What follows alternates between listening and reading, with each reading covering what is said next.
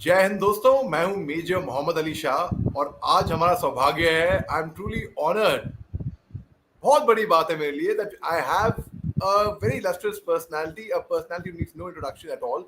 But yet, customary, if I have to speak a few lines, I would like to say that Ambassador Ashok Sajjanhar is a postgraduate in physics from Delhi University and a career diplomat.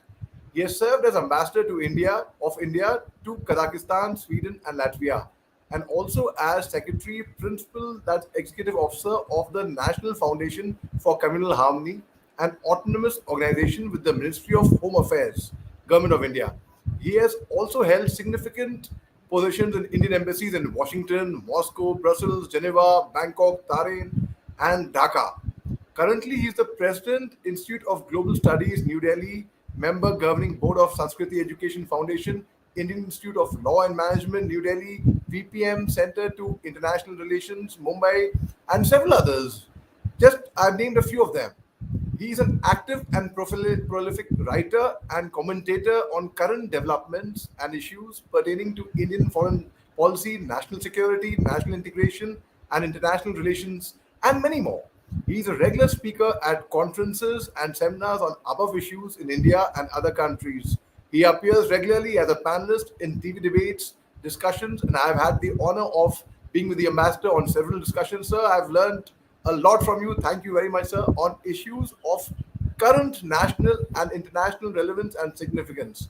Well, he speaks fluent English, Hindi, and very interestingly, fluent Russian, and has working knowledge of other languages as well, to name a few, French and Persian. And here we are in conversation with a very fine officer and a gentleman. Sir, thank you very much for taking your time for us, sir. बहुत शुक्रिया, बहुत धन्यवाद. I'm truly delighted to be here with you, Major Mohammed Shah. You have given a very exhaustive and a very generous account, but I'm truly looking forward to our conversation. Thank you very much, sir. Thank you very much. Sir, firstly, I'd like to ask you a small thing that, what and how did you, who inspired you to join the foreign services? And could you tell us your journey about your early education to joining IFS? Because IFS is the most sought after career. And in fact, the best education one can ever get is traveling. And that too to so many countries. And so I would like to know a bit about your early childhood, sir, and how you got into IFS. Yeah, very interesting questions, Major Shah. And, the journey started because I was always keenly interested in traveling, as you said very rightly. The best education is going to different places, meeting different people, going to experiencing different cultures. So I think that I was always interested in. So although, school में जब हम थे तो जो भी पढ़ाई करते थे उस टाइम ज़्यादा फोकस हुआ करता था जो आप साइंसेस में करिए, फिजिक्स वगैरह में करिए. So basically, after partition of the country in 1947, parents came from what is Kohad, Peshawar, because that is where, originally we come from. And they came and settled in a place that is close to Delhi by the name of Meerut, which is about 64 kilometers from here. So we settled down there, and unfortunately, my father, he passed away very early. So our mother was, who brought us all up, but we went to school there. So my first school was, in St. Mary's Academy. And that is where I got my education. With all humility, I can say that, we had at that time the Indian, it was senior Cambridge, it was the exams were really coordinated from London. And I was the topper in my school, not only in my year, but that record stood for many, many years. And so basically focusing on the sciences. After that came to St. Stephen's College in Delhi University, and always wanting to be, to go in for the diplomatic services. But around that time, the first time that I appeared for the exams, we had the train strike, the railway strike, you might recall, in 1974, or maybe you will not, because I'm sure you were not even born at that time. So, this would not be a part of your memory. But that was the time, and I had already joined one of the premier banks in India, and I was undergoing training in Mumbai. And when my interview call came, then there was no possibility of traveling between Delhi and Mumbai. So I gave up that opportunity, and I was very happy in the bank till we had first the emergency, and then the emergency was lifted in 1977, and after that the discipline in the bank, that became truly, something which was very impossible to deal with. And then I decided to appear for the exams again. And that is how that was after a gap of about 3 or 4 years. But I prepared for about 3, 4 months, appeared for the exams, and by the grace of Almighty, I, stood fourth, third, or fourth in the merit list. And foreign service was always my first choice. So I decided to go in for to take up foreign service. And let me say, I have not regretted it one bit. And if I were to, get an opportunity, a similar opportunity again, that is the same path that I'm going to follow. Of course, 3 decades is part of your life completely, sir. And you had the best of education. I mean, St. Mary's, I mean, it's a very good school, of course. And St. Stephen's. So, my headmaster from my school, where I grew up, I was in a boarding school in Ooty, Lawrence School, Lovedale. So, our headmaster, Mr. Dev Lahiri, was a housemaster at Doon School earlier. He was from Stephen's, and of course, then he went on to Oxford as a Rhodes Scholar. He would always often tell us about his days at St. Stephen's and how your the community at Saint Stephen is so strong, sir. You all stand by each other. That's a great thing, sir. Sir, you have No, been you're ambassador. right. If I may just intervene here, you're very right, Major Shah, that it's a very strong community, and even after so many years, many of us, of course, there are several thousands who have passed out, but a small number of us, we are, it's a very close knit community also, and we get together over lunch once every month, and we meet, we spend time, we connect with each other, we interact with each other. So you're very right, it's a very strong community, and again, by the grace of Almighty, many of our people have done exceedingly well in a large number of areas where they have decided to go in. And so if people want to branch out, or if there is any support that is required, it's a very, very close knit community, and a very supportive community at that. Please. Absolutely, sir. My cousin, in fact, my younger brother, my first cousin, Nasir Saab's son, he went to Doon, and then he went to St. Stephen's thereafter, sir. So, Okay. of course, I know the bonding that is prevalent there. It was my dream. I applied for the Stephen as well. But anyway, I went to Pune to Ferguson College, sir. I mean, of course, I high hopes for me, I would say, but still, as I know how I'm trying. Sir, No, no, you have you been a you've done a great job. My felicitations. You've done a great job. very kind of you to say that, sir. Very kind of you to say that. Sir, you've been ambassador to 3 different countries, and obviously, I mean, though very similar but yet very different at the same time. So, when you were first appointed on your first tenure as an ambassador, sir, because ambassador is the Lord. He is the kingpin, actually, sir. My father was a diplomat, sir. He also, though he was in the army, he was, you know him, sir, General Shah. He was the defense Mhm. attaché to Saudi Arabia. So, we have seen the life of the ambassador. I mean, it is something, it is so everyone is in awe of.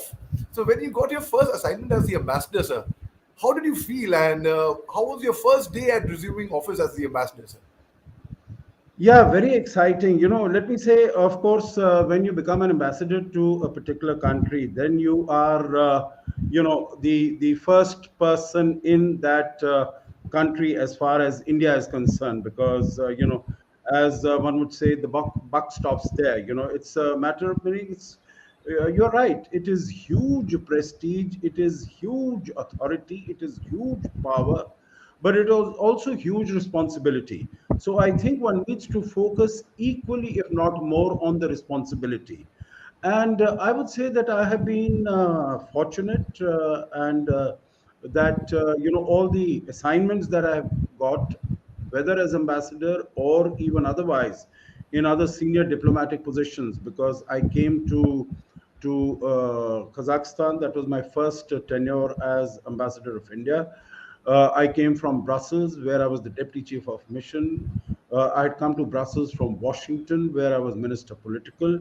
Again, very important times. Let me put it this way: that when I was in Washington, we had the first defense agreement that was signed between India and the United States in 2005.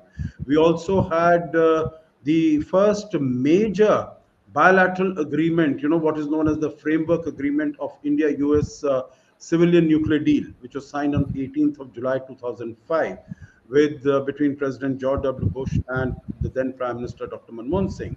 So that was signed at that time. When I was in Brussels, then we launched what is known as the bilateral trade investment agreement, or what is known as the free trade agreement. The point I'm making is that all these positions, and before Washington, D.C., it was Bangkok, Moscow, Dhaka, all of them very significant, very challenging, but also very rewarding and satisfying positions. But coming to Kazakhstan, the question was, how was it? I think it was an extremely rewarding assignment. The first day, of course, if I could share with you the embassy at that time, I joined the embassy in 2007 as ambassador. And the embassy was still located in a place, in a city by the name of Almaty, which in fact stands for, Alma is apple, Ata is father. So, that city is known as the father of apples. You know what the Kazakhs say, that apples originated from Kazakhstan, from Almaty. In fact, they also claim that the tulips also, which we go to Copenhagen and to Netherlands, they also originated from Kazakhstan. So when I came over to the embassy, it was located in Almaty, but then the capital had been transferred from Almaty to Astana, that is up north, more than 1,500 kilometers. And that is for strategic and geopolitical reasons. If you are interested, we can speak about that a little also. But the point I'm making is that the capital had been transferred 10 years ago, but our embassy had not been transferred because, Astana was a city in the wilderness and a city in the process of being made. It was not an established city by then. And so it was not very comfortable for people to go there, or, if officers or others had children for their schooling, for, the residential accommodation. So none of the ambassadors had really taken the decision to move from Almaty to Astana. And India was one of the few embassies, maybe about 10, 15 or so, which was still in Almaty. So as soon as I came, my first decision was that we have to move the embassy from Almaty to Astana, because the embassy should be where the seat of government is. And the seat of government Correct. had moved from Almaty to Astana. So I came to Astana. I looked for appropriate places for the our chancery, also for accommodation for our officers, for our staff, and so on and so forth. And now, Astana is a place which gets very cold during winter. For instance, I remember just after we had shifted, we had moved to Astana. And I was, it's right in the middle of the Siberian steppes. It is, there are no mountains, or there are no such obstacles or encumbrances to, very strong breeze and winds that are blowing there. One of the first few days that I came to Astana, I had gone to the market looking for some furniture for our embassy. And such strong wind started to blow, as if, they would even blow off our office official Mercedes Benz. So I came back immediately. I said the embassy is closed because I didn't want any sort of untoward incident to happen. The point is, it was challenging because I was the first Indian ambassador to move there. Of course, the local government was extremely happy, but then we were able to achieve a great deal because, just to give you one highlight during my stint there, we got the president of Kazakhstan, the then president, the first president, Mr. Nursultan Nazarbayev, as the chief guest to our Republic Day event on the 26th of January, when we were celebrating 60th anniversary of our republic in 2009. And that really provided a very strong impetus to our bilateral ties. Kazakhstan is in area the largest, and in economy it accounts for about 60 to 70% of the total GDP or trade or FDI of all the Central Asian countries. There are five Central Asian countries, but Kazakhstan accounts for a great deal. And so we were able to get him, have many agreements signed, and really set the fundamentals, the foundation for very strong and vibrant and dynamic partnership going forward. Wow, sir, that's really really commendable, sir. That's no wonder our nation owes you a lot, sir. You have done a lot of great service to our motherland, sir. I mean, it's commendable. And sir, also would like to know your experience thereafter in Sweden, in Latvia, and other countries. Of course, in as an ambassador, and we will discuss about your other tenures where you were not ambassador after this, sir. But firstly, something which is like which we are very eager to know about about the Indian representatives there in those countries, sir. Okay, you mentioned about that, all these places are quite similar. In fact, not very similar at all, because, if you look at it, whether it is socially, whether it is culturally, it is in terms of religion, it is in terms of economic development, there is a huge difference between, let's say, uh, Sweden and Kazakhstan. Kazakhstan is a huge country, about 2.8 million square kilometers. As compared to that, Sweden is about 500,000 square kilometers. So, about one fifth of the size. In terms of population, again, Kazakhstan is today about 17, 18 million, which means it is the population is less than what Delhi NCR holds. Although in terms of area, it is about 92% of the area of India, because India is about 3.2, 3.3 million square kilometers. So, and Sweden is, as I said, about 500 odd thousand square kilometers. Population is again very small, about 9 million, but highly developed, highly prosperous.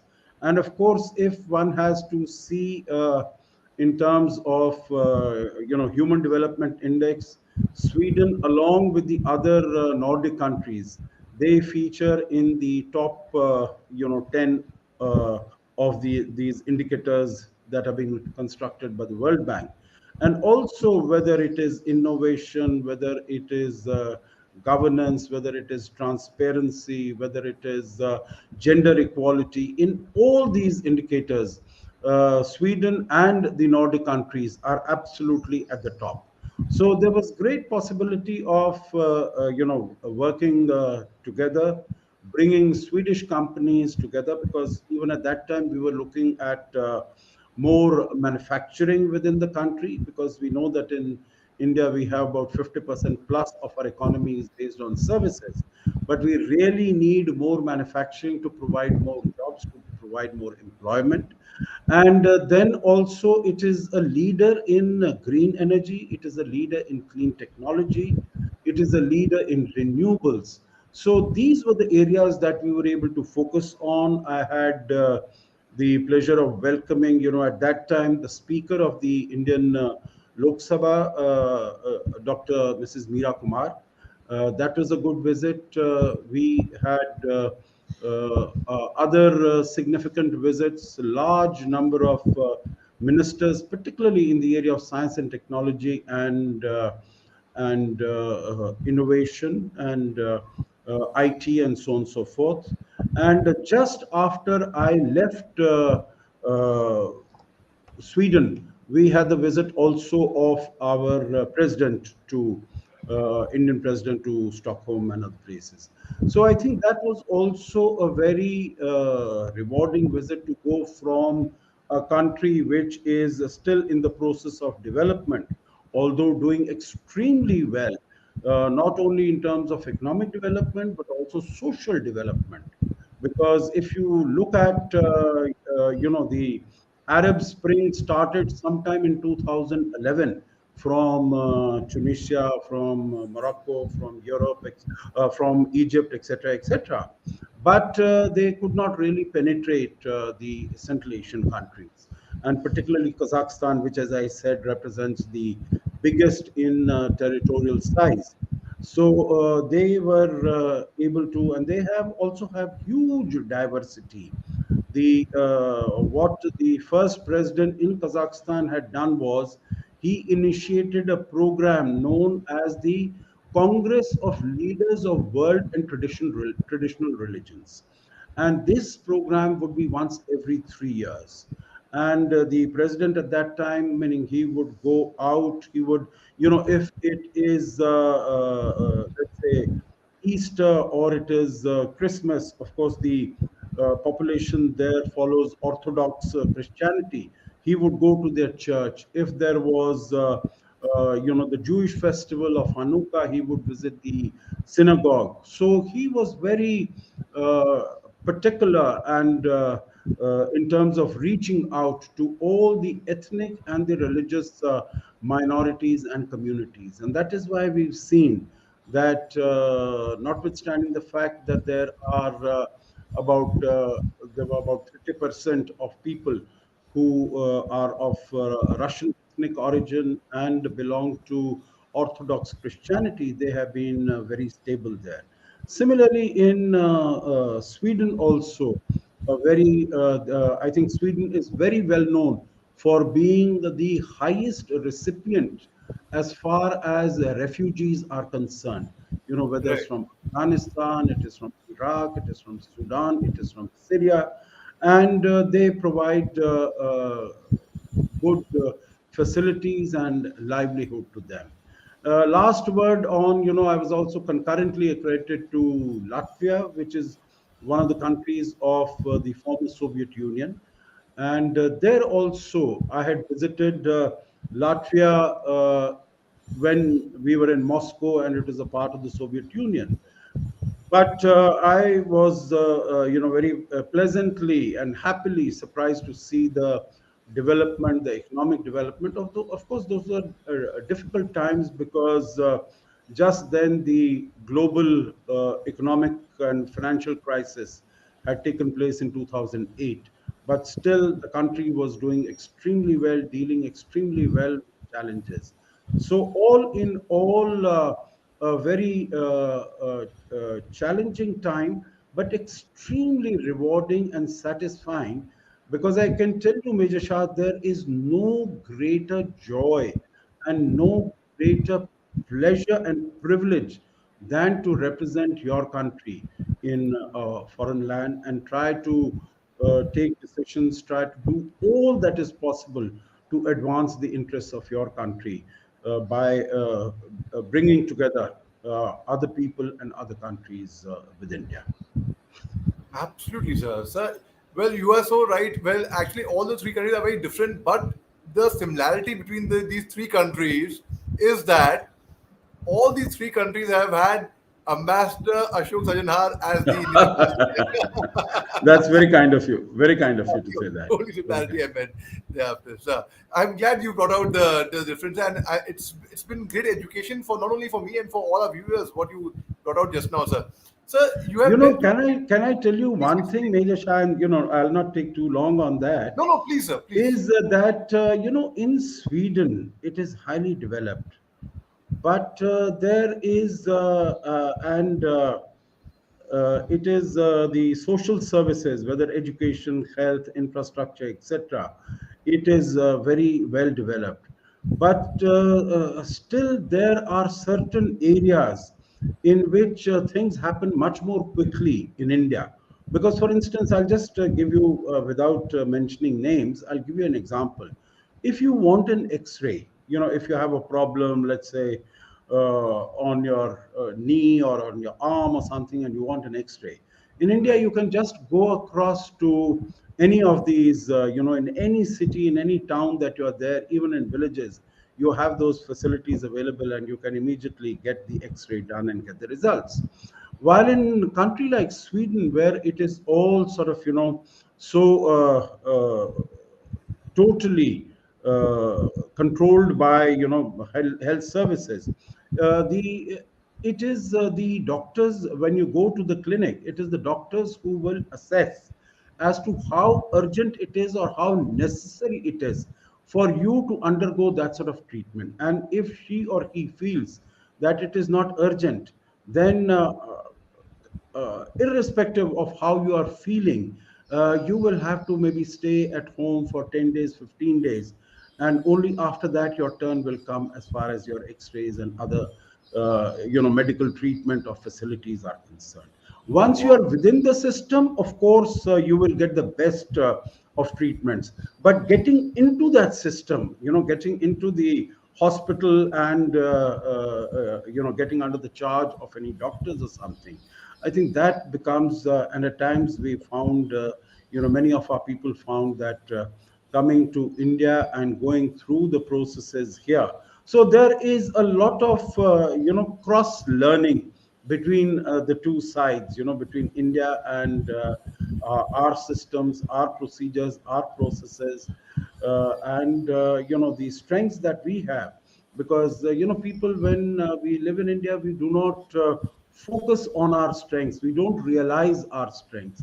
And I think that is something that we really need to recognize, that there are challenges and problems in other systems also. And the second aspect, of course, which anyone going from India, it comes as a huge surprise. Although we have lived in very cold climes, whether it was Moscow, we had snow, it was Washington, we had lots of snow, Brussels, Geneva, Iran, Tehran, all of them had lots of snow and they were cold. But nothing like Sweden, because we are used to seeing the sun and we get energy from the sun.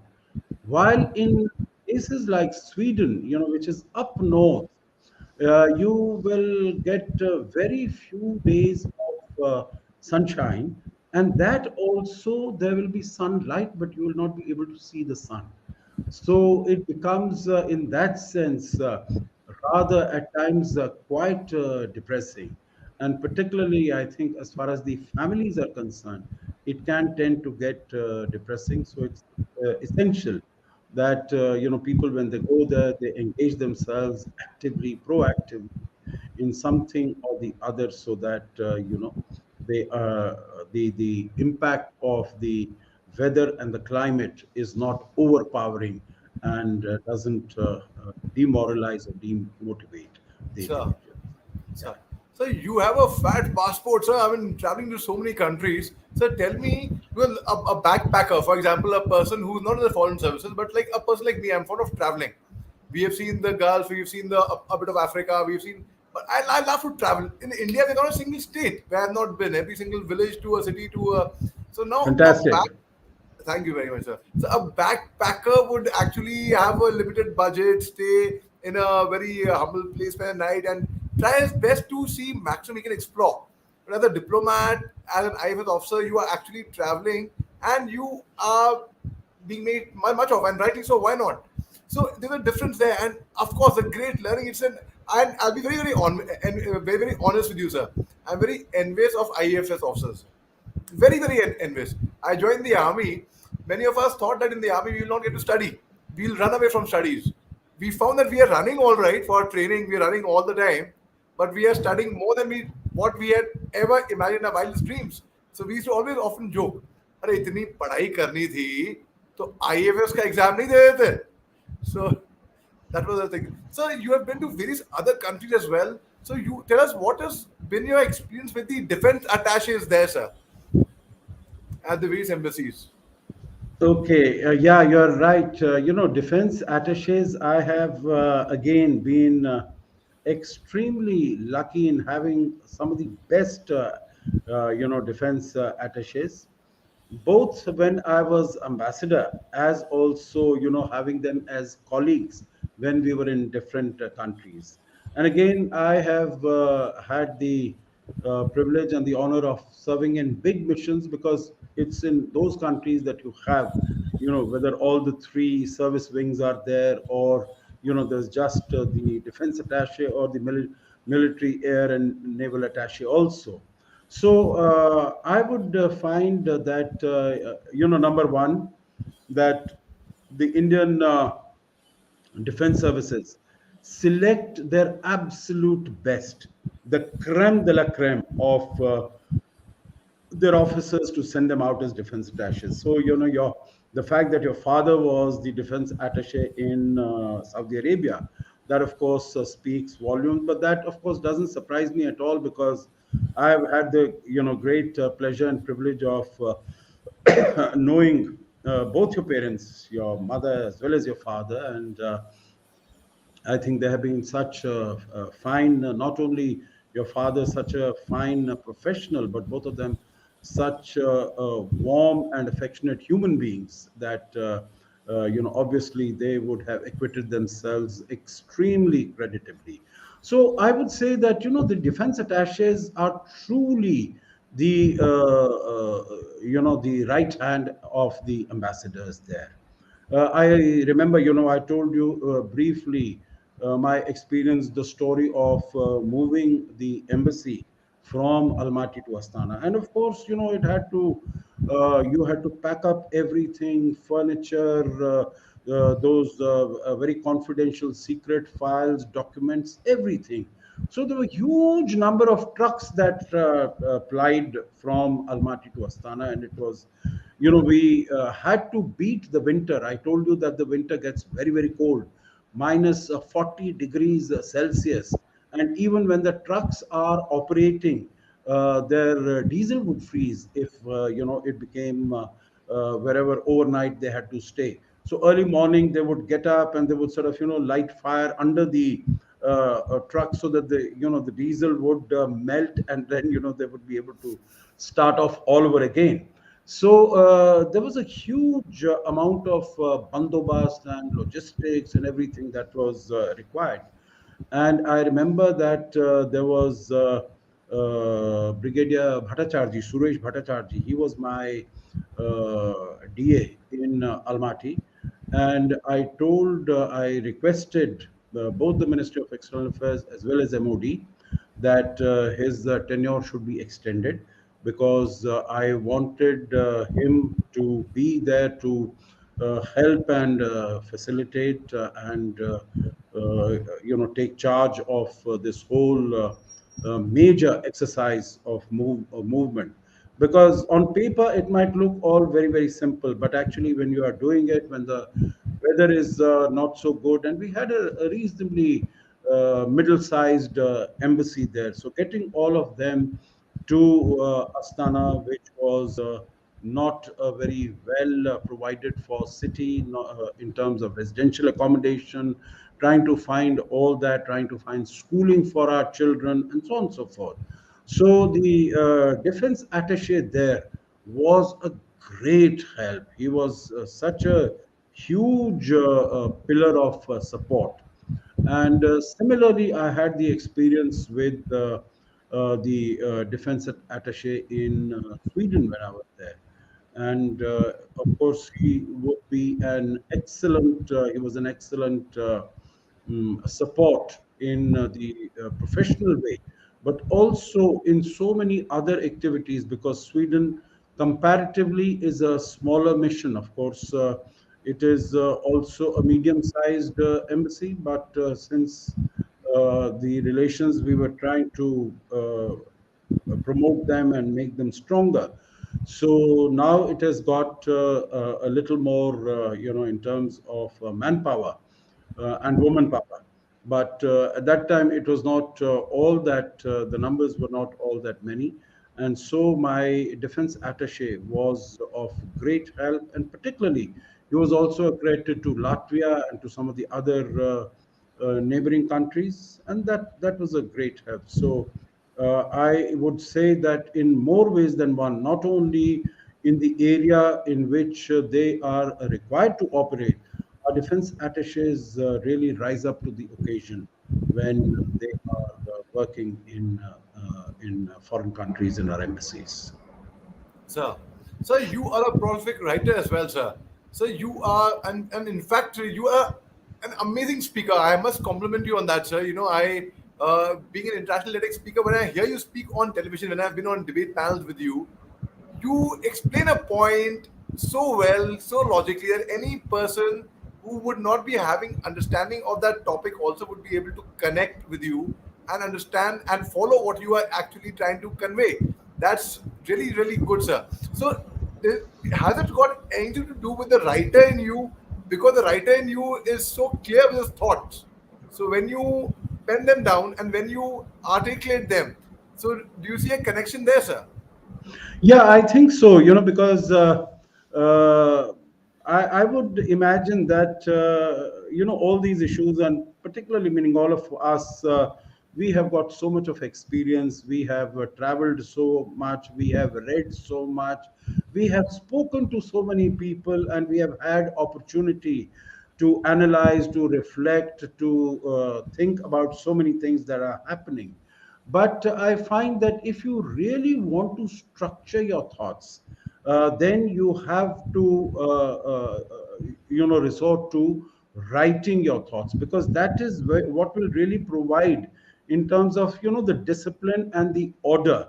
And I also find, since I have been a science student. I did my BSc honors in physics. I did my masters in physics. So that really provides you with, in my view, a structured mind, a disciplined mind, that you don't sort of, when you have 10 thoughts, you don't jumble them, one going into the other, and then you're trying to find that out from, and, linking it to something else. So it becomes very structured in terms of how to make presentation also.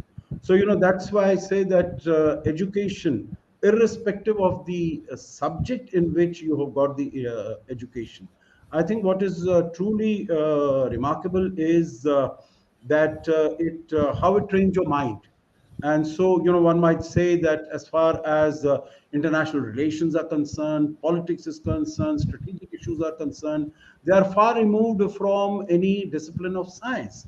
But then science structures your mind, it structures the way you think and you analyze and you present. And so I would think, when you are writing, that is how a disciplined mind is able to present those thoughts. And that also gets reflected in, when you are making an argument or you're advancing an argument. I think it definitely gets reflected in that also. Absolutely, sir. With that thought, you have conveyed the message to a lot of people who also want to be speakers like you. They, so the basic message is always pen down your thoughts so that you are clear what you have to speak thereafter. Sir, thank you so much for your time, sir. And any message you would like to give to the youth of our country who aspire to join the government services, the IFS, who aspire to do well, who aspire to become their ambition in life is to be. I'm sorry to embarrass you a bit slightly, but I'm being honest. Whose ambition in life is to be Ambassador Ashok Sajjanhar.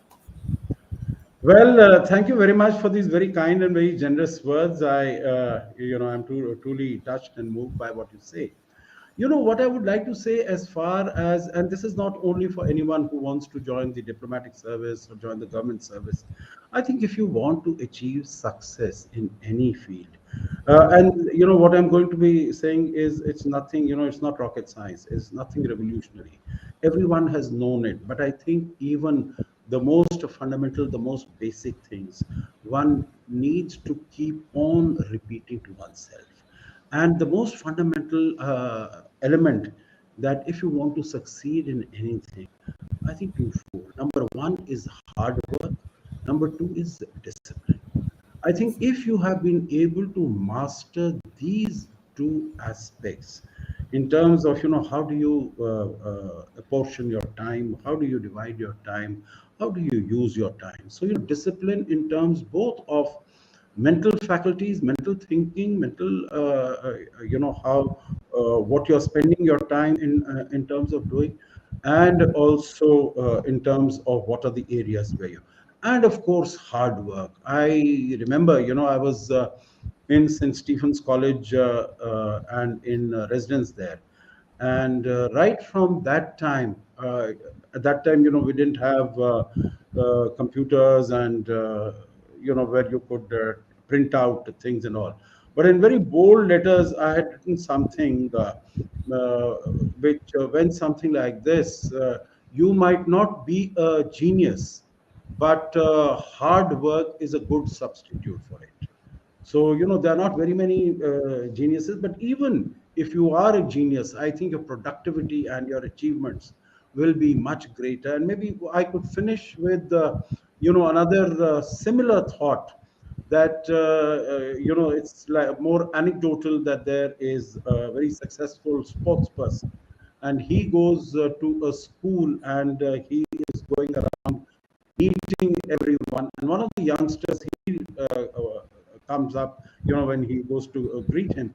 He says, I'm really very happy to meet you. I'm truly impressed because you are such a lucky man. Whichever sport, whichever event you take part in, you are, you always succeed. You are number one. You are always the first in that. So this sports person, he thinks a little, he reflects. He said, yes, you're absolutely right. I have discovered in life that the harder you work, the luckier you get. So I think Right. this is, if one can keep this at the back of one's mind, because there's no substitute to hard work. Whatever you do, no substitute. And of course, going forward, you also need to determine as to what are the areas in which you need to work hard. Where is it that you need to focus your attention and put your time on? That is very true, sir. That's very, very true. In fact, sir, my uncle, Mr. Nasiruddin Shah, Nasir Saab, he always, when people tell him that you're very talented, you're a very talented actor, he says, no. He tells me, even in his workshops and all, he says, he's actually a very hardworking actor, sir. I have seen him when he has to perfect something, he really gets after it. He rehearses, practices, and then you see the output as a very talented actor. There's a lot of hard work that's gone behind that, actually. So, what you said is very, very true, Absolutely. sir. Yeah, The harder people don't effort you put realize in, it. I remember when we were in Moscow, and we had gone to the Pushkin Museum. Now, Pushkin is to Russia, to the Russian language, what Rabindranath Tagore is to India and, to Indian literature. And there we had seen how Pushkin would write his poetry. And there would be one correction, there would be second, there would be 10, there would be 50 corrections, 50 changes, and then you come to the final product. So, you and I, we are exposed to that final product, but the hard work that goes behind it to perfect that, I think that at times we are not aware of, and each and every one of us really needs to put in that diligence, that perseverance in whatever work we are doing.